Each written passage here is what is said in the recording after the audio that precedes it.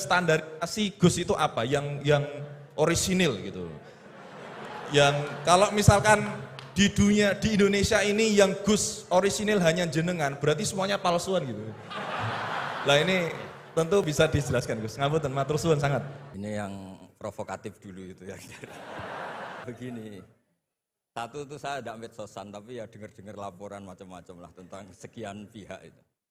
Begini, saya cerita ini biar sampean tahu bahwa Pak Rektor ngundang saya ini tidak salah. Kan?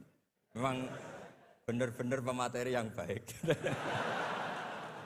Ya kalau kata Nabi Yusuf kan ini hafizun alim, orang harus zikru manaki binafsi, orang boleh cerita kelebihannya asal itu faktual. Begini, suatu saat, ini cerita di kitab Ihya, suatu saat Nabi Musa itu sholat istisqa, itu doa apa saja itu sudah dipakai, nggak mandi itu. Nabi Musa nggak mandi, tetap nggak mandi. Kata Allah, inna fihim namaman, di komunitas anda yang ikut sholat itu ada yang adu-adu, namam, provokator. Maka kamu doa kayak apa tetap enggak akan saya ijabahi. Nabi Musa, ya gampang Gusti, tunjukkan orang itu siapa, nanti saya usir dari majelis.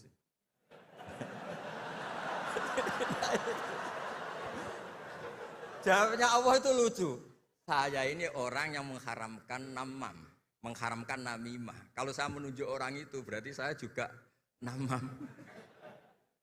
Intinya itu Allah terus mengabaikan sekian peristiwa namam. Jadi kalau pertanyaan provokatif terus kayak gitu tuh masih diabaikan oleh Allah Ta'ala.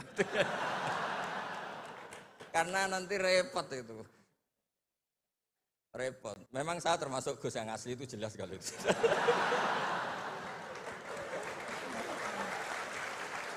Itu, nah ini Pak Fatullah tahu betul keluarga saya karena beliau orang Jepara ngajinya di Kudus. Dan saya belajar tafsir sampai segitunya, makanya nggak salah lah kalau saya diundang itu nggak salah.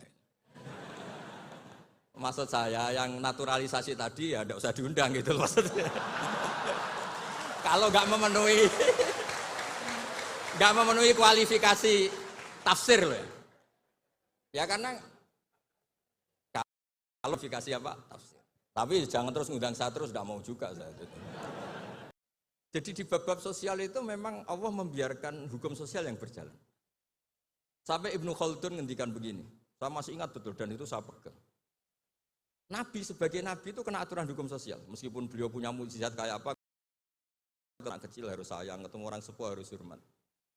Andai kan Nabi bisa terbang ke langit sekalipun Mi'raj, tapi ketemu anak kecil nampar, ketemu orang sepuh ngeludahi, tetap gak diterima oleh publik. Walau kunta faddan ghalidhal qalbi lan faddu min khawlik. Betapa pentingnya tata krama sosial. Kata Ibnu Khaldun, hadza Rasulullah man uyyida bil kauni kulli. Ini Rasulullah orang yang di backup sekian alam raya. Tapi sekali melanggar tata krama sosial, tetap lan faddu min khawlik. Orang akan bubar. Sampai ngegoskan saya, sekarang tak pisoi. Wah Gus apa Gus kok mison, mesti langsung gitu. Ya coba misalnya sekarang, nyon sewu, saya ngeludahi Pak Rektor, langsung dipecat ya. Artinya tatanan sosial, meskipun saya keramat. Makanya kata Ibnu Khaldun, hadza Rasulullah man uyyida bil kauni kulli law syaa. Ini Rasulullah orang yang bisa mengendalikan alam raya karena kekasih Allah. Itu saja kena aturan, walau kunta faddan ghalidhal qalbi lan faddu min khawlik. Kalau engkau salah tatanan sosial Muhammad, orang akan bubar. Nah maksudnya gini Pak dosen, kalau tatanan sosial gini, saya pernah ditanya oleh dekan Fakultas Kedokteran. Pas ada diskusi dengan ya tadi orang-orang medis, misalnya begini, itu misalnya nyun sewu, tapi gak usah dijiwai, gak usah kamu, udah, dilupakan saja gak Pak. Menyembuhkan orang koma itu baik apa tidak baik. Tapi misalnya orang ini kalau sembuh, pasti bunuh lagi, pasti merkosa lagi. Terus kita gimana? Ngasih makan juga sama. Orang miskin nggak bisa makan, nggak bisa apa-apa, nggak bisa makan, nggak bisa apa-apa.